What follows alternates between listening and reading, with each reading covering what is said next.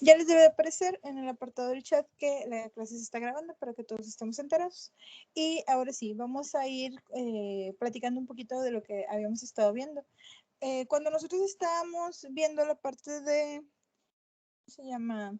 De las proteínas, pues podíamos ver que se iban generando, teníamos lo que eran nuestros aminoácidos, estos aminoácidos se generaban en cadenas peptídicas e iban tomando diferentes acomodos para llegar a lo que es la forma funcional de lo que es nuestra proteína. Cuando hablamos desde el punto de vista de las proteínas en alimentos, nosotros tendríamos que irlas evaluando en cuanto a pues diferentes propiedades, qué tantos aportes nutrimental nos iba a dar, ¿cómo se llama? ¿Qué aprovechamiento nosotros podríamos tener de esa misma proteína? También podíamos ver qué propiedades tecnofuncionales podían verse asociadas directamente a este tipo de productos, etcétera, etcétera. Entonces, cuando nosotros estamos manejando lo que es esta metodología o lo que es esta diferenciación entre proteínas y proteínas ya completamente en alimentos, nosotros tenemos que visualizar que hay algunos, ¿cómo les pudiera decir? Tecnologías asociadas que nosotros vamos a ir generando al momento en que nosotros vamos a desarrollar un alimento.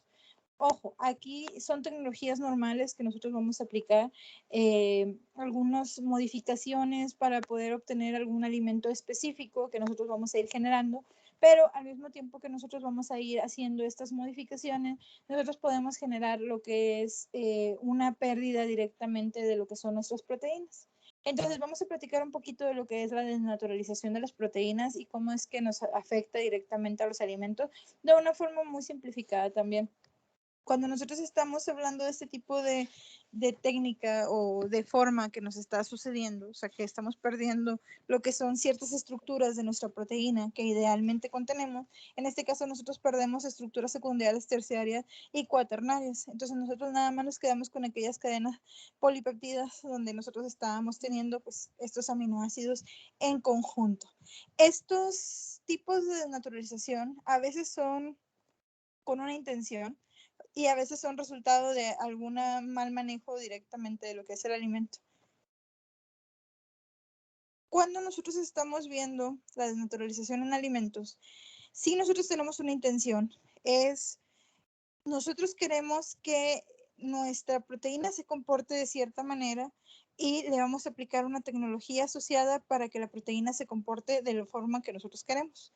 A lo mejor nosotros queremos hacer una modificación en solubilidad o queremos hacer una modificación, no sé, en cierto parámetro específico que vamos a ir, pues no sé, teniendo directamente. En este sentido, nosotros podemos valorar o visualizar, pues, cuáles son las características que queramos estar pues cambiando. O sea, no todas las proteínas van a actuar de la misma manera, pero no todas van a estar contenidas o van a ser necesarias que nosotros hagamos este cambio. Por ejemplo, cuando nosotros vamos a hacer una conservación de alimentos, nosotros vamos a utilizar lo que es temperatura. La mayor parte de las veces nosotros vamos a generar una modificación por medio de temperatura para poder hacer que la vida anaquel del producto cambie. Entonces, esto con una temperatura nos va a dar directamente una afectación en lo que es la proteína. Si nosotros queremos resguardar la proteína, pues tenemos que hacer adecuaciones a las técnicas de conservación para poder decir, bueno, pues a lo mejor yo tengo que secar el producto, pero lo tengo que secar en una temperatura más baja para que yo no desnaturalice las proteínas y podemos tener un valor biológico adecuado al momento en que vamos a llevar el producto al anaquel. Entonces, la desnaturalización de las proteínas nos va a dar la idea de cómo es que se van a estar comportando a través del tiempo. Y hay maneras fáciles en que nosotros vamos a poder visualizar que va a haber una modificación en estas proteínas, de una manera intencionada o no intencionada. Desde esta forma nosotros, ¿sabes qué? Arruinamos nuestro producto. Le pusimos una temperatura que no debíamos, hicimos algo que no debíamos, le pusimos un ingrediente que no era adecuado y ¿sabes qué? Ya lo detectamos. ¿Por qué? Porque la proteína no quedó absolutamente nada, entonces pues ¿cómo se llama? La echamos a perder. Este tipo de producto ya no es biológicamente estable, etcétera. O, ¿sabes qué? Yo quiero un producto específico que tenga y estas características, entonces yo voy a ir desnaturalizando de a poquito mi proteína para que tenga estas características. Tenga una solubilidad diferente o haga espuma o gelifique de alguna manera, o precipite para que yo la pueda ir recuperando, etcétera, etcétera. Pero aquí, de una manera controlada, nosotros vamos haciendo esas modificaciones. Entonces, no todo al momento en que hablamos de desnaturalización de proteína lo tenemos que ver como algo malo, sino como las modificaciones que se pueden llegar a tener y las adecuaciones que nosotros le vamos a ir dando al momento en que hacemos la modificación de los alimentos. Y en base a eso, pues podemos tener un montón de cosas y factores que nos pueden estar pues afectando directamente lo que es la desnaturalización o en este caso a las proteínas per se. La primera y pues la más utilizada, la que va a ser como de carácter universal en el momento en que nosotros estemos haciendo transformaciones en alimentos va a ser la temperatura. La temperatura nos va a dar un cambio para pues muchas cosas. Nosotros necesitamos un producto que dure más a través del tiempo, pues hay que quitarle lo que es esa humedad, entonces lo tenemos que como método de conservación darle una característica, un calor para que nosotros podamos decir, bueno, este producto está seco. Por ejemplo, algún tipo de galleta o los cereales de desayuno. Cuando nosotros estamos hablando de cereales de desayuno, tenemos entre 2 y 8% de humedad para que tengan esa textura, esa forma, etcétera. Entonces, desde este punto de vista, la temperatura nos va a jugar un papel importante al momento en que nosotros estemos trabajando con nuestros alimentos. A veces decimos, bueno, es depreciable los ingredientes, yo no necesito que se mantenga lo que es la proteína porque son puros ingredientes vegetales o son puros ingredientes que tienen una cantidad muy baja de lo que es la proteína per se, entonces no estoy persiguiendo que se mantengan a través del tiempo porque yo le voy a dar un valor agregado a este alimento hacia los carbohidratos o hacia la fibra, etcétera, etcétera. Entonces, desde ese punto de vista, nosotros tenemos que ir validando qué tan sacrificable va a ser directamente nuestra proteína dependiendo del perfil aminoácido que podamos tener. Ojo, vamos a platicar un poquito más adelante de cómo podemos medir esos aminoácidos. Por lo general, la mayor parte del tiempo nosotros podemos hacer una técnica de HPLC para poder visualizar. Al momento en que nosotros digamos, bueno, tiene tanto por ciento de proteína, de esta proteína, cuánto es de valina, o cuánto es de leucina, o cuánto es de, etcétera. Entonces, desde este punto de vista, como les digo, la temperatura nos va a dar un factor de desnaturalización. Algunos es aceptable, algunos nosotros vamos a decir, ¿sabes qué? Era una proteína de un alto valor biológico, como por ejemplo la caseína, o alguna proteína estructural que nosotros pues la dañamos y al momento en que nosotros íbamos a tener un producto, pues ya no tiene las mismas condiciones o las mismas características finales. Entonces, casi siempre cuando estamos en la industria de los alimentos, tratamos de que la proteína llegue en el mejor estado, pero pues aún así también resta lo que es la forma de procesamiento de lo que son las personas. O sea, cada uno, una vez que llega a nuestras casas, nosotros vamos a hacer una aplicación diferente de temperaturas, tiempos de cocción, dependiendo de nuestras necesidades para poder preparar un platillo. Entonces ahí ya no nos podemos hacer responsables de los cambios físicos o de la desnaturalización que pudiera llegar a tener un producto en el sentido de que pues la temperatura va a estar afectando directamente lo que es nuestro producto per se. Para obtenerlo es algo normal que lo que estuviéramos buscando. Entonces, si nosotros queremos un gran aporte al momento en que nosotros estamos utilizando lo que es ¿cómo se llama? Las proteínas, pues lo vamos a obtener de toda la dieta. Entonces, no solamente podemos decir, bueno, yo voy a consumir esto porque tiene un gran nivel, un gran valor de proteínas, pero le voy a hacer esta modificación y esta modificación y lo voy a cocer así y va en un guiso que voy a dejarlo hervir 2 horas. Pues ahí ya se imaginarán cómo está nuestra proteína después de 2 horas en agua caliente. Entonces, sí tenemos que ir visualizando que nosotros vamos a encontrar nuestros niveles de proteína adecuados en el conjunto del consumo de los alimentos que vayamos a tener. No podemos decir, es que este único producto es el único que me va a dar proteína, ¿no? Hay muchos productos que nos van a ir aportando un valor específico para pues, que no nos desnutramos. Por eso es que cuando estamos buscando un régimen alimenticio que venga, se busca que tengamos proteínas de un valor biológico más elevado o alimentos que complementen esas proteínas para que si estamos haciendo alguna pérdida por modificación de algún tipo de producto, pues sean compensados con todo lo que estamos consumiendo. Entonces, otro de los agentes que tenemos que nos va a dar un cambio cuando estamos hablando directamente de la desnaturalización es, por ejemplo, la fuerza de cizallamiento.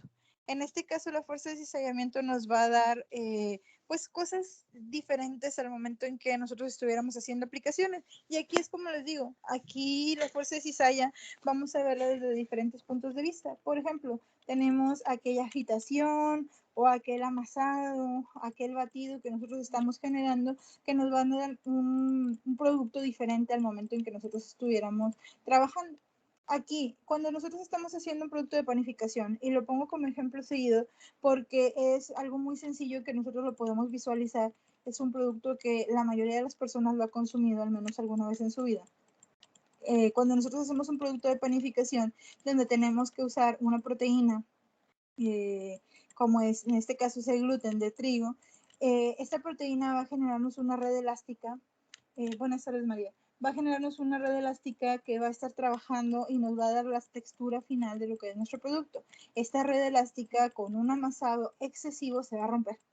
Entonces ya no vamos a tener al final estas características que nosotros estábamos buscando de textura de nuestro producto. ¿Por qué? Porque nosotros dimos un trabajo, un sobreesfuerzo a lo que era nuestro producto. Entonces en este caso la proteína simplemente no sobrevivió.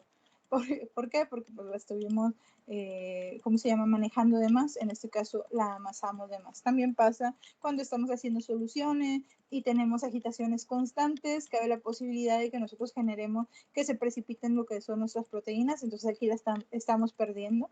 Y pues hay que nada más tomar en cuenta que este tipo de factores pues es algo que se da normalmente en nuestros alimentos, o sea, cuando nosotros queremos hacer alguna modificación, pues vamos a aplicar lo que son estas fuerzas externas o estas características, como en el caso que les comentaba, de lo que era la temperatura. Entonces, una vez que ya vemos y platicamos un poquito de las fuerzas de cizalla, también nos podemos dar cuenta que hay algunas velocidades de homogenización. Si nosotros estamos trabajando directamente con lo que es la extrusión, son diferentes aplicaciones ¿cómo se llama? De tecnologías para poder hacer la transformación final de lo que es nuestro producto.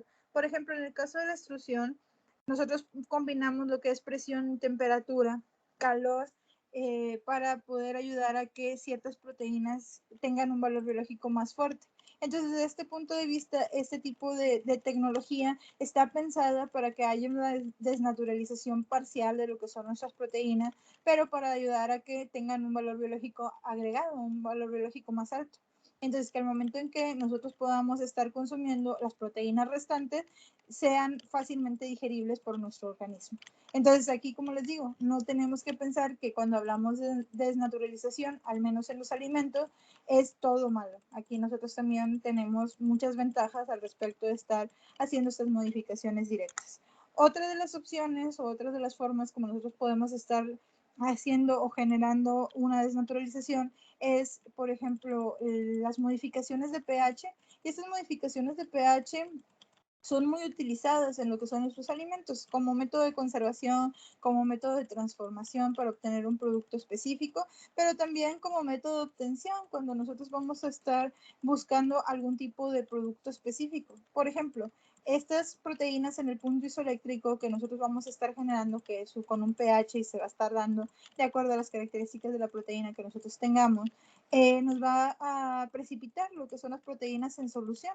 Entonces, lo que nosotros vamos a hacer, o una técnica que nosotros estamos aplicando dentro de la industria de los alimentos para la obtención de este tipo de, ¿cómo se llama? Concentrados proteicos, aislados y concentrados proteicos, muy utilizados por las personas que hacen ejercicio. Todo este tipo de concentrados que nosotros vemos son buscados de esa manera. Nosotros desnaturalizamos, comillas, comillas, cierta cantidad de proteína, pero al mismo tiempo ayudamos a que se fueran, ¿cómo se llama? Precipitando. Vale. Se fuera precipitando, entonces lo que hacemos es que llegamos, tenemos una solución de proteína, la llevamos al punto isoeléctrico, que es un pH adecuado, precipitamos lo que son nuestras proteínas y luego lo que hacemos es, por medio de una centrífuga, nosotros vamos a recuperar lo que son esas proteínas y vamos a ir, ¿cómo se llama? Sembrando, bueno, sembrando no, secando, eso es a lo que me refería, lo que es el producto final es obtener una variedad o una cantidad de proteína específica. Aquí obviamente hay más, son, ¿cómo se llama? Reacciones más complejas y yo lo estoy explicando de una manera muy sencillita para que tengamos una idea de que también se puede usar. Pues, es una metodología que es bastante utilizada en lo que son los alimentos y cada vez más porque antes este tipo de pues, complementos o suplementos proteicos no eran tan utilizados. La proteína tal cual pues, se consumía directamente de los alimentos y no se buscaba más, pero las nuevas tendencias han llegado a que se vayan generando más de este tipo de productos o este tipo de suplementos alimenticios que, como les digo, en la antigüedad no se veían. Entonces han buscado tecnologías aplicables para ayudar a que no se desnaturalice por completo la proteína y tenga una actividad biológica adecuada. Entonces, desde este punto de vista, jugar con los puntos isoeléctricos nos ayuda a obtener lo que es el producto final que nosotros estamos buscando. En este caso, una proteína aislada. Cuando nosotros estamos hablando de concentrados aislados, vamos a tener una valoración distintiva y van a ser más caros o más elevados lo que son nuestros productos al momento en que lo estamos viendo, dependiendo de qué tan pura pudiera llegar a ser la proteína que nosotros estamos obteniendo. También dependiendo de pues cuál es la materia prima en la que estamos basándonos o de dónde estamos saliendo. Va a haber proteínas de leche que van a ser mucho más caras que algunas proteínas de soya, por el sentido del valor agregado de los aminoácidos que nosotros le podemos llegar a dar al final. Entonces, algunos tienen un valor biológico más fuerte, entonces tenemos que hacer técnicas menos agresivas para poder obtener más y obviamente pues todo esto nos va a generar costos específicos para poder proteger ese tipo de, ¿cómo se llama?, de proteína que no se desnaturalice. Entonces, por eso es que ese tipo de productos tienden a ser mucho más caros al momento en que nosotros los estamos comprando, los estamos consumiendo. Cuando nosotros vemos esto, pues lo podemos, como les digo, ver desde el punto de vista de, bueno, tenemos un pH y pues hay algunas proteínas que se van a quedar, sobre todo en lixiviación, que ya no van a ser pues consumidas o absorbidas por nuestro cuerpo. Pero por lo general pues se busca, esta es una metodología que nosotros buscamos para hacer transformaciones y obtener lo que son estos concentrados o aislados proteicos. ¿Qué otra cosa podemos utilizar cuando nosotros estamos hablando del pH? Pues también podemos estar generando lo que son el uso de disolventes orgánicos que nos van a cambiar las propiedades de lo que es la proteína per se. Y aquí pues más que todo viene hacia la solubilidad de las proteínas. Entonces, ¿qué tanta aplicación vamos a tener una vez que nosotros utilizamos un solvente orgánico? Pues ya nosotros vamos a ir visualizando qué tan factible es o a lo mejor para hacer ciertas modificaciones pues tendríamos que buscar otro tipo de ingrediente que nos pudiera dar el mismo valor agregado. Aquí, como les digo, vamos a depender de qué tanto queremos salvaguardar lo que son las proteínas que nosotros estamos teniendo en nuestro alimento. Entonces, una vez que ya vemos esto y de por qué es que estamos viendo la desnaturalización, al momento en que nosotros vamos a hacer una determinación de proteína, los solventes orgánicos nos van a ayudar a ir liberando directamente lo que es nuestro nitrógeno. Entonces, nosotros vamos a hacer una determinación de proteína midiendo lo que es el nitrógeno total de lo que es el producto. Entonces, aquí, como les digo, nosotros tenemos que ir visualizando a qué sentido le estamos tratando de adquirir a esa desnaturalización de las proteínas. No todo va a ser mal. Algunos son técnicas que se han necesitado para hacer modificaciones en el alimento o para hacer las mediciones directamente de lo que es el producto. Entonces, una vez que vemos esto, voy a hacer el cambio de lo que son las diapositivas para comenzar directamente lo que es la explicación de la técnica. Y vamos a explicar de una manera sencilla lo que es, primero, la obtención más conocida en lo que es ¿cómo se llama? El análisis bromatológico. Y desde este punto vamos a estar viendo, denme un segundo, aquí está. Y desde este punto vamos a ir viendo cuáles van a ser las características adecuadas, cómo es que vamos a ver los instrumentos, las preparaciones de las muestras, los tipos de solventes que vamos a estar utilizando, etcétera, etcétera.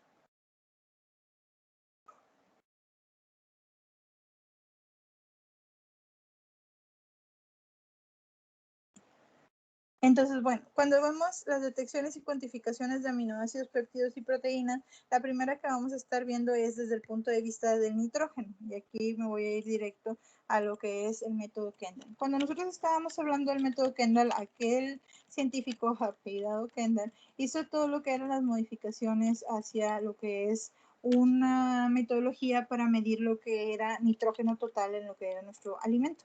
En este caso, el nitrógeno puede venir de cualquier lado, entonces no podemos decir que todo el nitrógeno viene de proteínas. Tenemos un grado de error un poco depreciable en algunos aspectos porque no todos los alimentos van a contener nitrógeno de otra variedad, pero los que sí lo contienen, pues nosotros tenemos que saber que pues hay un grado de error que nosotros podemos estar manejando, que nosotros decimos que es nitrógeno que viene de proteína, siendo que es nitrógeno que viene de algún otro complejo inorgánico que está presente directamente en nuestro producto. Entonces, ya sabemos que al momento en que nosotros estamos generando esta técnica, ahí podemos llegar a tener un grado de error, pero pues es la técnica más utilizada porque, como les digo, no normalmente vamos a tener lo que es este tipo de compuestos extra de nitrógenos diferentes a las proteínas contenidos en nuestros alimentos. Entonces, a menos que tengamos ingredientes específicos, nosotros no vamos a ver mucho de ese nitrógeno que pueda venir de otros métodos. Entonces, este tipo de metodología es una determinación de nitrógeno total y nosotros vamos a estar hablando de proteína cruda al momento en que estamos haciendo la valoración. Tenemos que pasar por ciertas metodologías al momento en que estamos liberando o estamos generando lo que es este tipo de ¿cómo se llama?, de tecnología, por el sentido de que pues vamos a tener que hacer digestiones, destilaciones al momento en que nosotros vamos a evaluar directamente lo que es nuestro contenido de nitrógeno. Una vez que ya tenemos nuestro contenido de nitrógeno evaluado y decimos, bueno, este producto tiene tanto nitrógeno, vamos a utilizar un factor de conversión, el cual está dado de acuerdo a las características que tenemos de las composiciones normales de nuestro producto. Y en este caso, nosotros vamos a hacer lo que es la aplicación de este factor de conversión adecuado para nuestro alimento y vamos a obtener lo que es nuestro porcentaje de proteína. Entonces, el primer dato que nosotros obtenemos es cantidad de nitrógeno y en base a la aplicación de lo que es los cálculos con este factor de protección, vamos ahora sí a medir directamente proteína total. Entonces, bueno, ¿de dónde vienen más lo que es el nitrógeno que pudiéramos estar midiendo que no sea proteína? Pues a lo mejor de ciertos compuestos del ácido úrico o de la urea, de algunos fosfolípidos, nos podrían dar algún aporte de nitrógeno que pues no debería estar contenido directamente en nuestro alimento, pero a veces hay ingredientes que nos pueden hacer este aporte. Entonces, para que sepan que esta metodología nos mide todo lo que es nuestro nitrógeno disponible en nuestro alimento. Entonces, ¿cuál es el fundamento? Y aquí nosotros tenemos que ir haciendo pues diferenciaciones al momento en que vamos a hacer la aplicación de la técnica. Y ojo, hay muchas consideraciones que se tienen que ver, que tienen que estar relacionadas con este tipo de producto. Cuando nosotros estamos hablando de la aplicación de humedad o de ceniza, estamos viendo técnicas que son menos agresivas que lo que nosotros vamos a empezar a ver con este tipo de metodologías. Aquí nosotros tenemos y vamos a partir de que vamos a hacer una digestión del alimento, de la muestra que nosotros tenemos con ácido sulfúrico. En este caso, el ácido sulfúrico se va a poner a calentar. Entonces, todo el tiempo que nosotros vayamos a estar haciendo la digestión, nosotros vamos a estar obteniendo vapores del ácido sulfúrico caliente y pues tenemos que tener mucho cuidado porque estos obviamente van a ser bastante irritables cuando estemos generando lo que son las características del producto.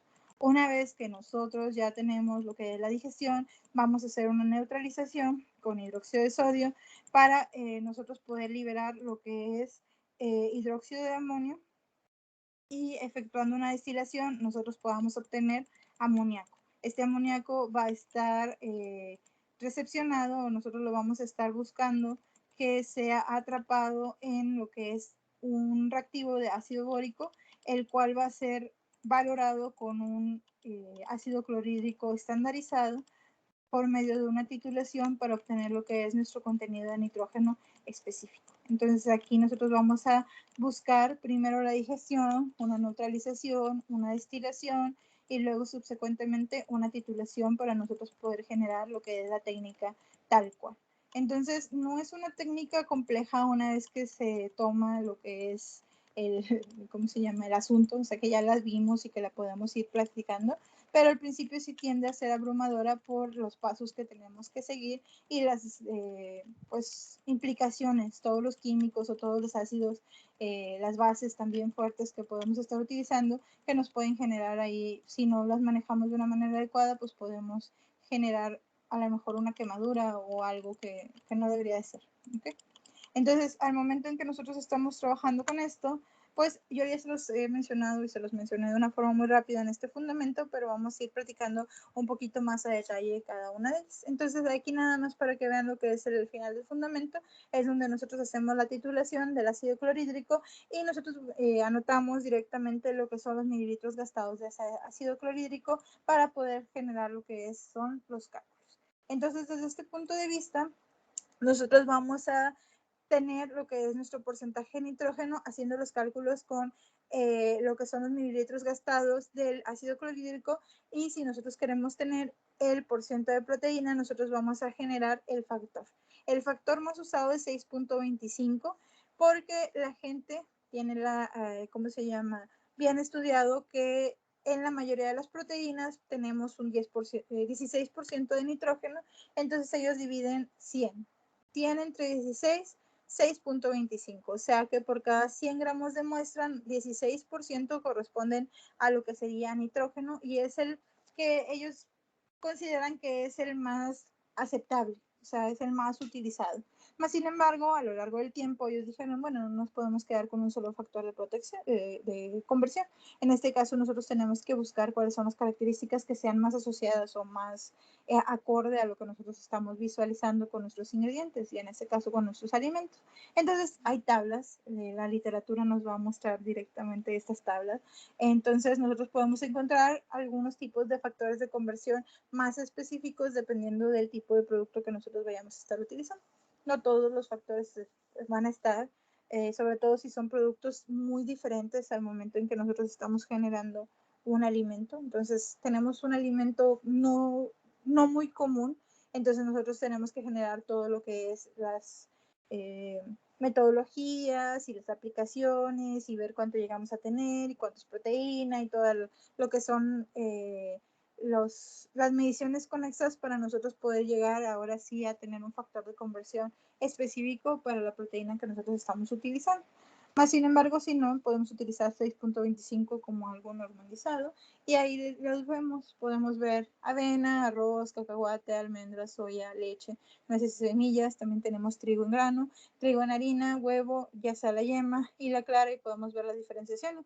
Nosotros podemos llegar a ver factores más pequeños, como en el caso, por ejemplo, de las almendras que tenemos 5.18, pero también podemos ver factores más altos, como en el caso de la clara de huevo que tenemos 6.70.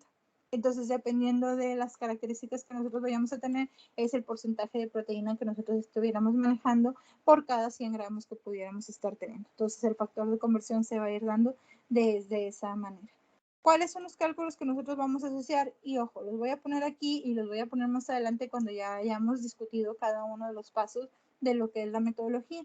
Aquí nosotros vamos a utilizar dos cálculos específicos. Primero, tenemos que hacer el porcentaje de nitrógeno. Y este porcentaje de nitrógeno va a estar dado por el ácido clorhídrico que nosotros estemos utilizando para hacer la titulación y lo que es los gramos de muestra que nosotros vamos a estar pesando. Entonces, en base a eso, una vez obtenidos los dos datos, nosotros vamos a tener lo que es nuestro porcentaje de nitrógeno. Y para hacer la conversión a porcentaje de proteína, este porcentaje de nitrógeno se va a multiplicar por el factor de conversión. Si no tenemos uno, nosotros multiplicamos por 6.25. Y si no, nosotros buscamos lo que es la relación específica del factor de conversión más adecuado. Y ahí, como les decía, las almendras tenían 5.18 y algunas claras de huevo tenían 6.70. Entonces nosotros podemos encontrar un factor de conversión específico para cada alimento que nosotros pudiéramos estar teniendo y tener una visualización más grande en lo que es el porcentaje de proteína que pudiéramos llegar a tener del alimento que estamos visualizando. Entonces, una vez que tenemos esto, vamos a empezar a platicar de lo que es la técnica, ahora sí tal cual. Primero vamos a comenzar con el ácido clorhídrico para poder estandarizar lo que es la técnica, tener el ácido clorhídrico ya estandarizado completamente y luego poderlo utilizar subsecuentemente en lo que es nuestra validación del Kendall.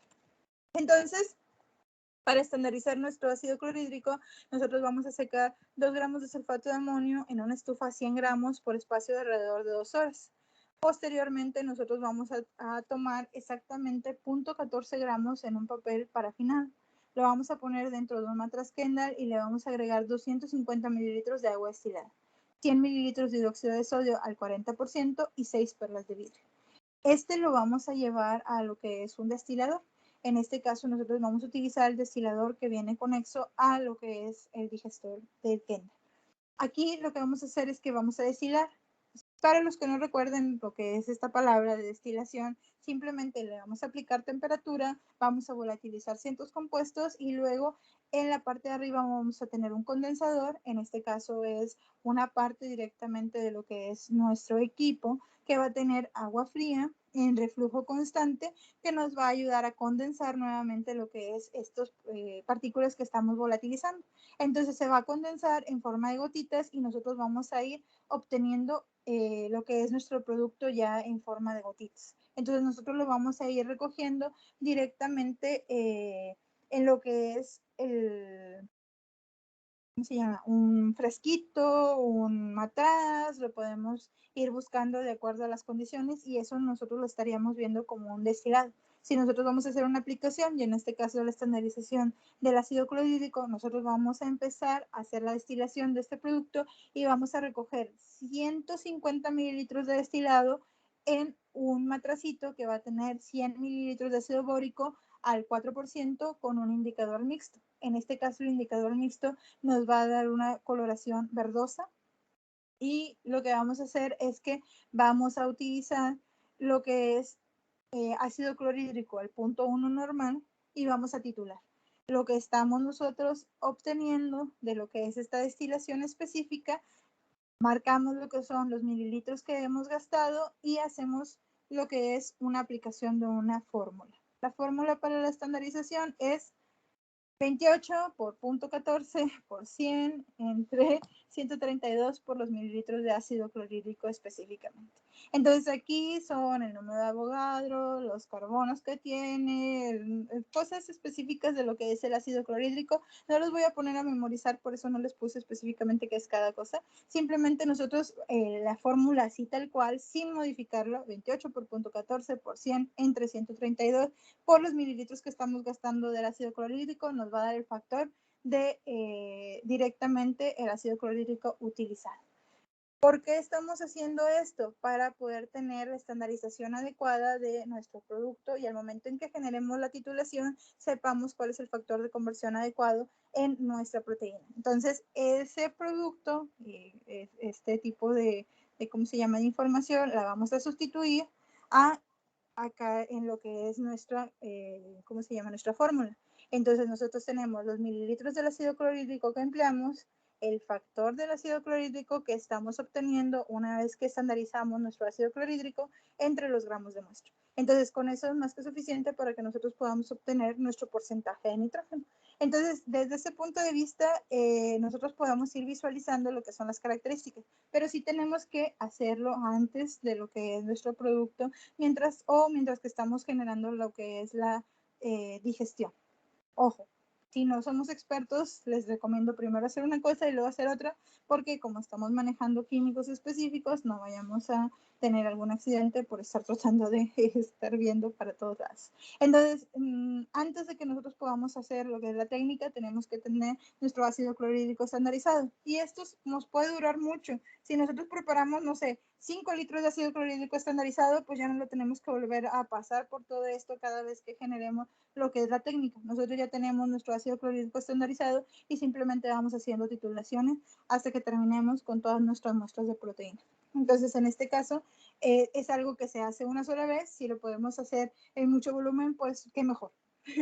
Ahí nosotros simplemente tenemos que irnos adecuando a los factores. Si nosotros necesitamos, ¿cómo se llama?, 150 mililitros de lo que es el destilado, pues ahí ustedes van a estar viendo lo que son estos factores específicos que nosotros vamos a estar teniendo. Ojo, nosotros no vamos a preparar un ácido clorhídrico estandarizado y luego vamos a tener un ácido clorhídrico normal. No, nosotros preparamos el ácido clorhídrico al punto 1 normal y este ácido clorhídrico al punto 1 normal es el que tomamos este pedacito de muestra, llevamos a lo que es, o sea, nosotros preparamos, si queremos hacer 20 litros, pues hacemos 20 litros de ácido clorhídrico al punto 1 normal.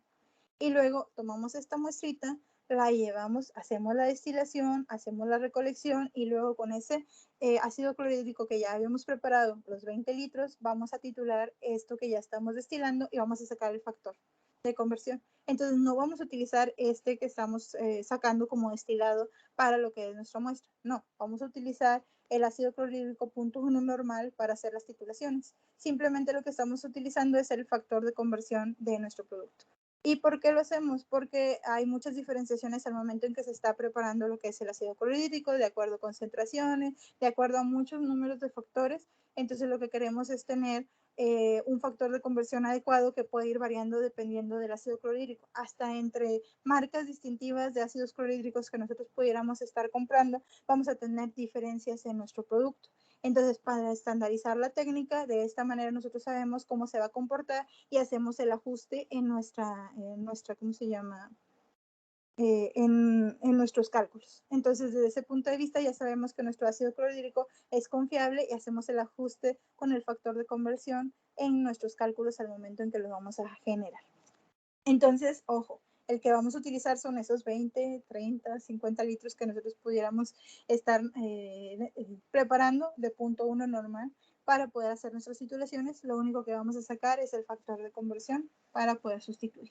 Entonces, una vez que ya tenemos esto y que tenemos estandarizado nuestro ácido clorhídrico, ahora sí, vamos a preparar lo que es nuestra muestra. Aquí vamos a empezar con triturar lo que es nuestra muestra, o sea, la vamos a homogenizar, la vamos a secar en una estufa, le vamos a quitar todo lo que es el agua que nos va a generar interferencia al momento en que nosotros estemos generando lo que es la técnica y luego vamos a tomar lo que es nuestras muestras. Aquí tenemos que tomar en cuenta, y ojo, me voy a adelantar para poder mencionarles y mostrarles lo que es la imagen. Este es el matraz que nosotros vamos a tener. Ahí ustedes pueden ver que hay variaciones. Cuando nosotros estamos hablando de lo que es el macro y el micro Kendall, nosotros podemos estar teniendo esas valoraciones. Ambos factores, macro Kendall y micro Kendall, van a funcionar de la misma manera. La única diferencia es el tipo de muestra que nosotros pudiéramos llegar a tener. Si tenemos mucha muestra, podemos utilizar macro Kendall con su equipo adecuado. Y si tenemos poquita muestra, poquitos reactivos, vamos a tener que usar el micro Kendall. Las diferencias es que en el macro Kendall nosotros podemos estar utilizando muchos matraces a la vez, tanto para hacer digestión como para hacer destilación. Y en el micro Kendall podemos hacer todas las digestiones al mismo tiempo, pero al momento de hacer las destilaciones nos vamos a tener que ir una por una, porque es una maquinaria más pequeñita al momento de estar trabajando. Estas son las diferencias más grandes, pero cuando nosotros estamos viendo lo que es la forma de obtención, podemos utilizar estos macro Kendall que tenemos de 500 mililitros y para el micro Kendall vamos a estar utilizando estos de 50 mililitros que son más que todo aceptables. Entonces, desde este punto de vista, lo que vamos a poner dentro de estos matraces, y me voy a regresar a lo que es la metodología, es, vamos a pesar 1 gramo de la muestra ya molida y seca en una balanza analítica sobre un papel encerado.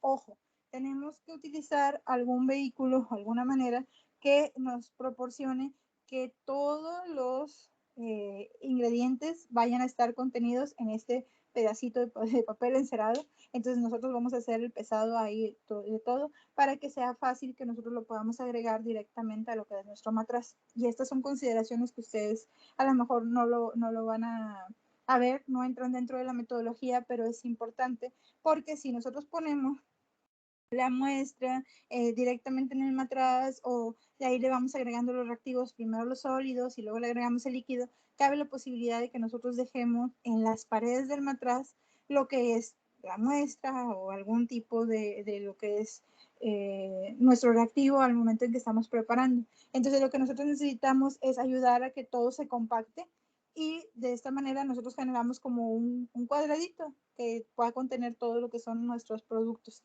En este caso ahí va a contener nuestra muestrita en un pedacito de papel encerado y lo vamos a doblar y a colocar dentro de lo que es el matraz. Ahí mismo lo que nosotros vamos a necesitar es un reactivo y en este caso es un catalizador que nos va a ayudar a que la digestión se haga mucho más rápida. Si no ponemos el catalizador que nos va a ayudar a que la digestión se haga rápido, nosotros nos vamos a tardar horas y horas y horas ahí y podemos quemar la muestra antes de que se digiera. Entonces, a pesar de que le estamos poniendo un ácido fuerte, lo ideal es que le pongamos un catalizador que nos pueda ayudar a estar gestionando o a estar ayudando a que la muestra se haga más sencilla o que se haga más rápido lo que es el proceso de digestión. Entonces ahí ese catalizador va en polvo. Entonces lo que nosotros hacemos es que juntito a la muestra, en ese mismo papelito ponemos nuestro catalizador ya pesado y doblamos y insertamos en lo que es nuestro matraz esperando que este papelito caiga directamente en lo que es el centro del matraz. De esta forma no se va a quedar nada pegado en lo que es nuestro matraz ni de reactivo ni de muestra porque podemos perder ahí pues bastante de este producto al momento en que lo estamos generando. Una vez que ya tenemos directamente lo que es nuestra muestrita con nuestro catalizador, vamos a empezar a generar lo que es la digestión. ¿Y cómo lo vamos a hacer? Le vamos a poner ácido sulfúrico concentrado, pues bastante fuerte. Aquí nosotros nos vamos a empezar ¿cómo se llama? A ayudar para que no sea una reacción tan violenta y que no vaya a saltar. Le vamos a poner 6 perlas de vidrio. Estas perlas de vidrio pues no tienen absolutamente ningún valor. Hay que quitarlas antes de poder hacer la destilación simplemente, pero nos van a ayudar a que no se vaya a derramar ni se vaya a salir directamente en caso de que tengamos una reacción bastante fuerte de lo que es la digestión. Entonces, desde este punto de vista, nos van a ayudar para eso. Entonces, nosotros podemos ser el líquido en este caso y lo que vamos a hacer es que vamos a llevar lo que es nuestro matraz directamente a lo que es el digestor. Aquí nosotros le vamos a poner temperatura. Aquí va a depender de la maquinaria que nosotros estemos utilizando, pero lo ideal o lo que se nos maneja en ¿cómo se llama? En literatura es que tenemos que tener alrededor de unos 400 grados centígrados para ayudar a que se vaya procesando de una manera más rápida y se genere lo que es la digestión. Entonces, pues ahí cuando nosotros estamos trabajando en un laboratorio, pues es raro que te vayan a decir, bueno, caliéntalo 400 grados centígrados. Te van a decir, ponlo en el número 4 y ya con eso no es que suficiente. Entonces vas a girar la perilla hasta el número que ellos te vayan indicando de acuerdo a su digestor el que ustedes vayan teniendo. Y aquí lo vamos a digerir por 1 hora o por más. Aquí va a depender de nosotros cuánto tiempo vayamos a tener o qué tanto proceso vayamos a estar generando para hacer una digestión total de lo que es la muestra. Y vamos a obtener, cada 15 minutos tenemos que ir rotando lo que es nuestro matraz para que no se vaya pegando en lo que es las orillas de lo que es nuestra muestra. Ahorita les voy a mostrar imágenes reales para que ustedes lo puedan ir visualizando y lo vamos a detener cuando deje de humear y que tengamos una coloración verde adecuada para nosotros ahora sí decir, bueno, ya podemos, ya se generó totalmente lo que es la digestión. Ya tenemos la coloración verde, pero todavía sigue soltando humo, le tenemos que seguir dando vueltas hasta que deje de salir humo completamente y ya podemos decir, bueno, ya está digerido nuestro producto totalmente. Entonces aquí lo que vamos a hacer es apagamos lo que es las hornillas y subsecuentemente pues lo vamos a dejar reposar. Hay que enfriar el producto antes de pasar al proceso de destilación porque vamos a hacer lo que es una neutralización. Entonces tenemos un ácido concentrado y al momento de poner un álcali al 40%, pues va a tener una reacción bastante violenta. Y si lo hacemos ¿cómo se llama? En caliente, pues imagínense ustedes, entonces podemos tener un accidente. Entonces aquí sí es muy importante que dejen enfriar lo que son los matraces para poder generar lo que es la neutralización. Entonces aquí vamos a ver, tenemos nuestros matracitos y cuando estamos trabajando con este producto, lo que nosotros vamos a hacer es que todo se pesa en este cuadrito, lo dejamos caer y vamos a empezar a generar una coloración negra y va a empezar a salir mucho humo al momento en que nosotros estamos transformando estos matracitos. Estos matracitos a dónde van conectados y aquí se los voy a mostrar. Hay diferentes maneras en que nosotros podemos estar utilizando lo que es la maquinaria. La del lado derecho es una maquinaria completa de macrokendall.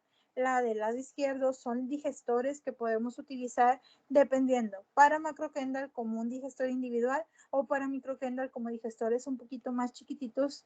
Y aquí la diferenciación es que en esta que nosotros tenemos del lado derecho, ustedes pueden ver que ahí les circulé lo que es la parte del digestor y en la parte de arriba, esos mismos matraces que tenemos ya neutralizados van a ir a generar la destilación. Pero cuando tenemos un digestor individual, una vez que generamos lo que es la digestión total de nuestro producto, ahora sí vamos a tener que ir a un espacio externo o un espacio alterno para poder generar lo que es la destilación. No está todo pegado directamente ahí. Entonces, aquí nosotros tenemos que tener en cuenta que hay un tubito donde vamos a insertar en la parte de arriba, no sé si lo alcanzan a ver, en el digestor completo es de plástico y en el otro que nosotros vemos los digestores individuales del lado izquierdo es de vidrio. Aquí nosotros vamos a tratar de estar sacando la mayor parte de los gases que se van a estar produciendo de lo que es nuestro, ¿cómo se llama? Nuestra digestión, pero en este caso sí tenemos que usar una campana de extracción. Aquí es muy importante porque los gases sí son bastante agresivos. Entonces, si no están acostumbrados, les va a arder la garganta, les va a arder la nariz, van a sentir que los ojos les empiezan a lagrimear, etcétera, etcétera. Entonces, sí es bastante agresivo al momento en que estamos trabajando. Tenemos que tener pues los cuidados de seguridad de, ¿cómo se llama? Protección ¿cómo se llama? Respiratoria, a lo mejor vamos a tener que usar alguna máscara específica en caso de que seamos muy susceptibles. Y cuando ya tienes mucho tiempo haciendo este tipo ¿cómo se llama? De técnicas, ya ni la sientes. Entonces tengan como quiera cuidado porque al momento en que ustedes están respirando vapores de ácidos concentrados. Entonces, no porque ya tengamos mucha experiencia, nos debamos descuidar directamente. Entonces, aquí es una imagen en tiempo real. Este es un microkendall, no es el macrokendall, pero ustedes pueden ver la visualización de que los matraces son más chiquitos, pero pues tienen, la única diferencia es esa. O sea que usamos los mismos reactivos, pero la cantidad de muestra es más chiquitita y la cantidad de reactivos es más pequeñita. Entonces, al momento en que nosotros estamos utilizando, pues es más efectivo y es más eficiente y pues muchas compañías o lugares de análisis prefieren el microkendall porque gastan menos reactivo. Entonces, pues para ellos fabuloso porque les rinde para más muestras al momento en que nosotros estamos haciendo. En este caso es un digestor que nosotros estamos viendo y en la imagen de la izquierda nosotros vemos que al momento en que ya se está generando lo que es nuestra digestión, pues vemos que se empieza como a manchar en negro. Es normal, es algo que se va yendo y se va a empezar a llenar de lo que es este gas que nosotros estamos liberando al momento de la digestión. Y en el lado derecho, no sé si alcanzan a apreciar, en lo que es el segundo matraz de derecha a izquierda, ustedes pueden ver que ya se va generando una coloración verdosa en la parte de abajo. Aquí ya a este mismo matraz ya no le está saliendo tanto humo. Estos son iguales, o sea, es la misma muestra que nosotros estábamos procesando. Este es un tiempo real, esta yo la procesé completamente. Entonces aquí nosotros podemos ver la diferenciación, no son imágenes distintas, son las mismas, nada más que ya había pasado un poco el tiempo y aquí nosotros podemos ver lo que son las imágenes, la parte verdosa, que ya se está empezando a dejar de desprender lo que es este humito y ya está terminando de digerir lo que es nuestro producto. Entonces, una vez que nosotros hacemos lo que es el proceso de digestión, vamos a ver lo que es el proceso de destilación, a dónde va o cómo es que nosotros vamos a ir visualizando para poder generar lo que es la titulación final.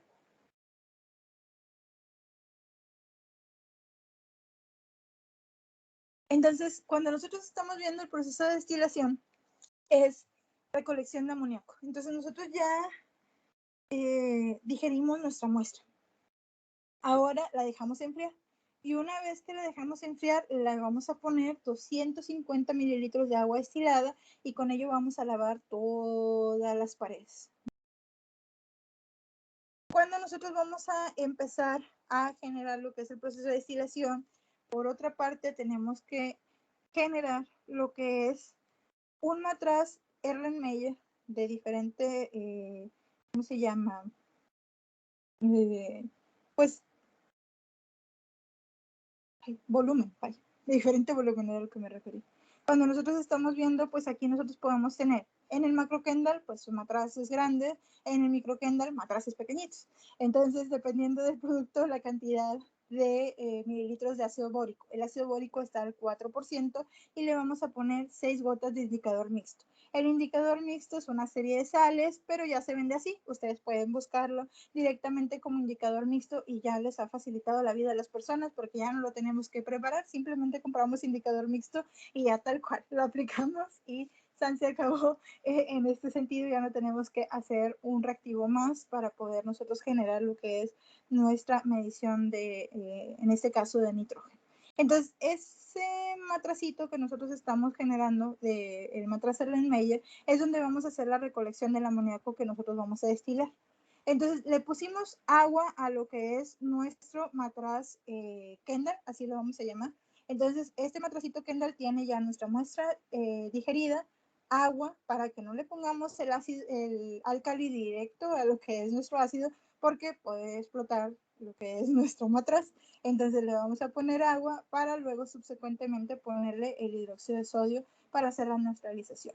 Aquí nosotros vamos a ver, estos son los matracitos que nosotros vamos a estar teniendo con una solución de ácido bórico y ese es el color que nosotros estamos teniendo inicialmente. Al momento en que nosotros estamos haciendo la recolección, este color no va a virar. Si nosotros vemos un vire de color, tenemos una contaminación directa en lo que es nuestro producto. Va a virar hasta que nosotros generemos lo que es la titulación. Entonces aquí nosotros vamos a ir recolectando lo que son los mililitros de la destilación que vamos teniendo de nuestra muestra digerida.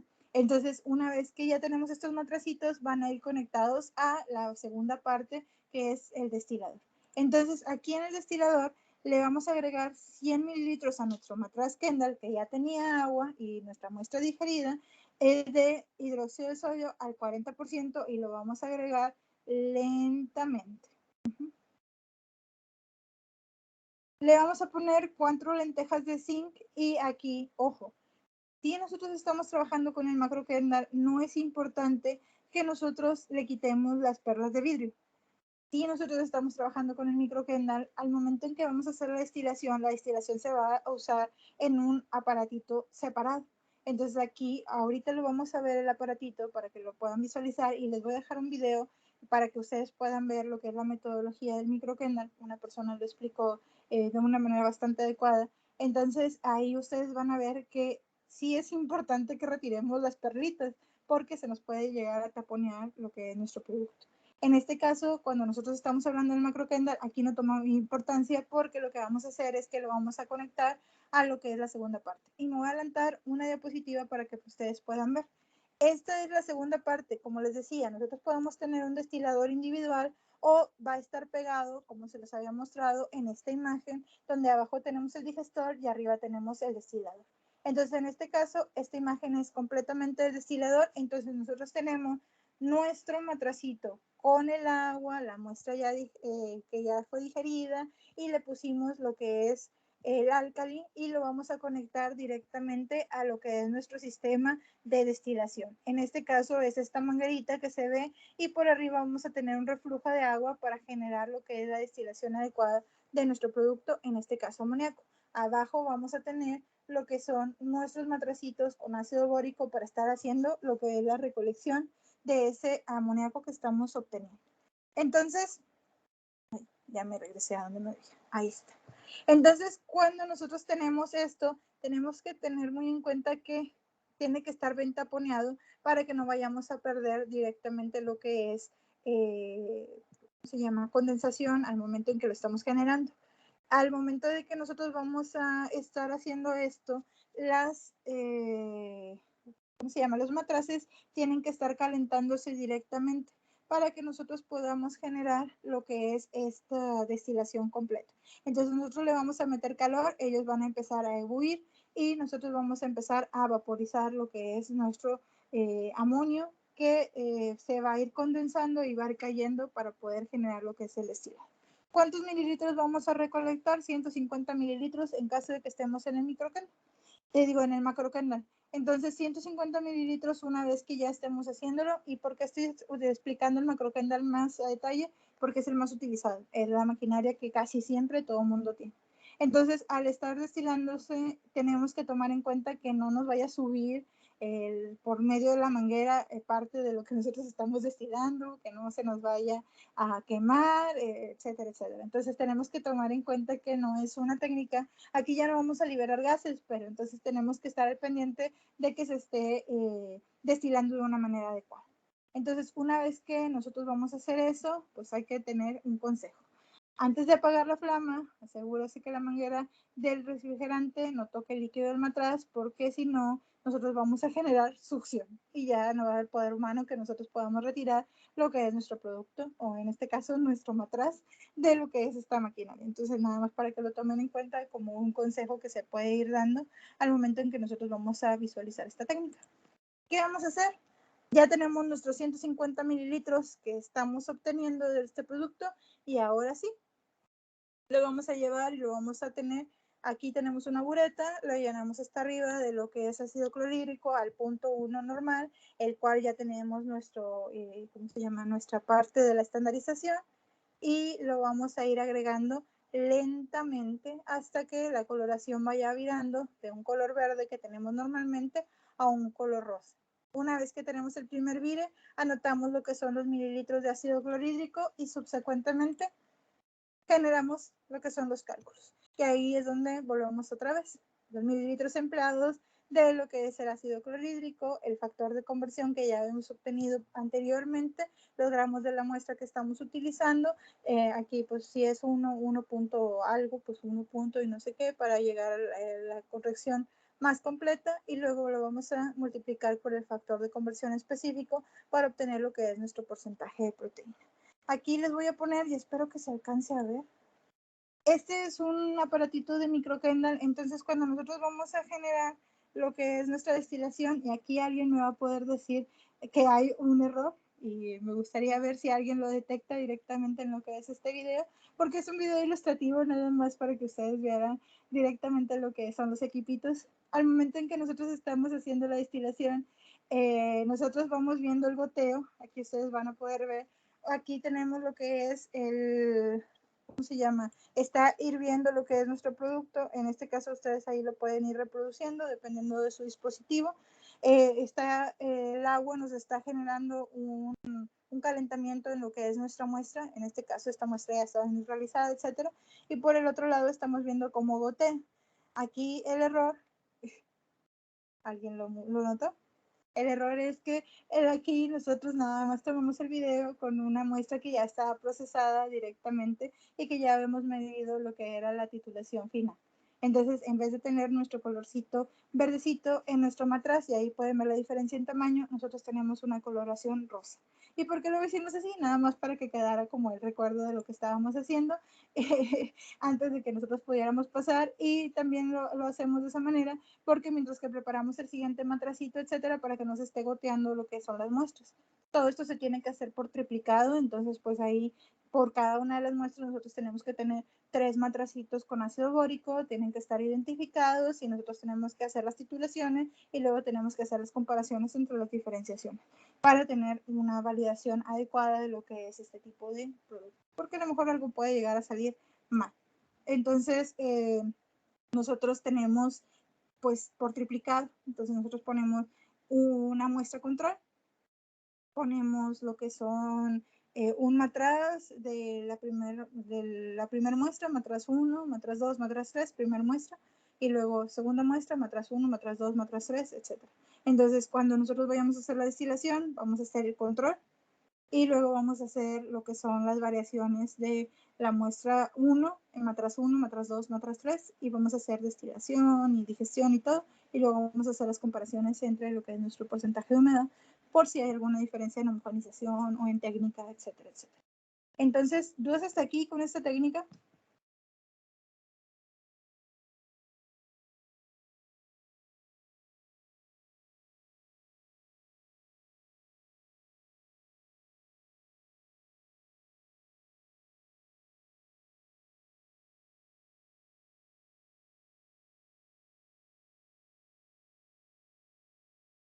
Supongo que no. Entonces, si no existen dudas, es el momento de poner presente en el chat, que es el que voy a tomar en cuenta para su asistencia.